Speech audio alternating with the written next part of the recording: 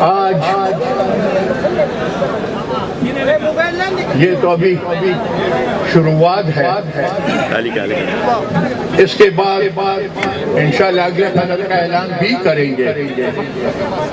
کیونکہ ملک میں مہنگائی کے حد تک بڑھ چکی ہے لائیو میں اردو ہے، ٹھیک ہے کہ بہت سے گھروں میں بات کر رہا ہے، ٹھیک ہے لائیو لے لیں۔ ایندھن بند ہو گئے، کھانا پکانا بند ہو گیا۔ واللہ کے ٹکولی سے میں صرف کپتان صاحب اور ان کی ٹیم کو اور باقی جو ذمہ واران ہیں مملکت پاکستان ان کو یہ کہنا چاہوں گا کہ جب ایک باپ گھر آتا ہے اور اس کے بچے بھوکے ہوتے ہیں تو اس کو پھر یہ پرواہ نہیں ہوتی کہ یہ میں جو کچھ کرنے جا رہا ہوں یہ جائز ہے کہ ناجائز ہے،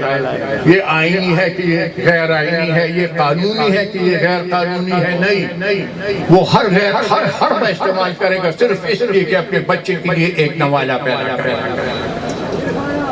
اور دوسری بات جو خطرناک بات ہے، اس مہنگائی کی وجہ سے مڈل کلاس ختم ہو رہا ہے۔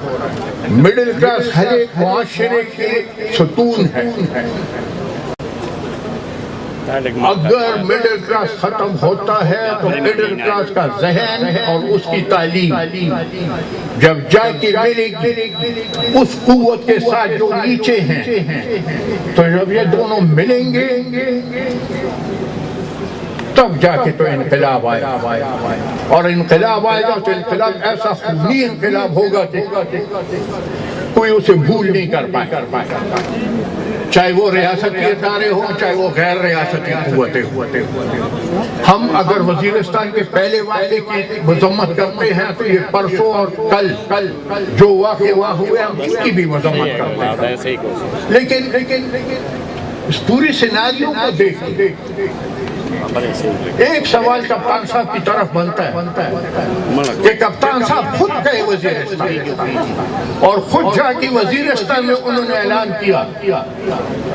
کہ آپ کے مطالبات جائز ہیں، لیکن طریقہ واردات جو ہے وہ غلط ہے۔ تو جب وزیر اعظم نے یہ مان لیا کہ مطالبات جائز ہیں تو پھر فرض بن کے وزیر اعظم کا کہ ان جو شکایات ہیں ان کو دور کیا جائے، تب ہی جا کے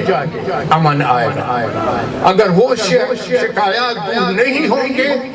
تو اس سے بھی بری حالت ہوائی علاقے میں خدا نہ کرے آئے گا۔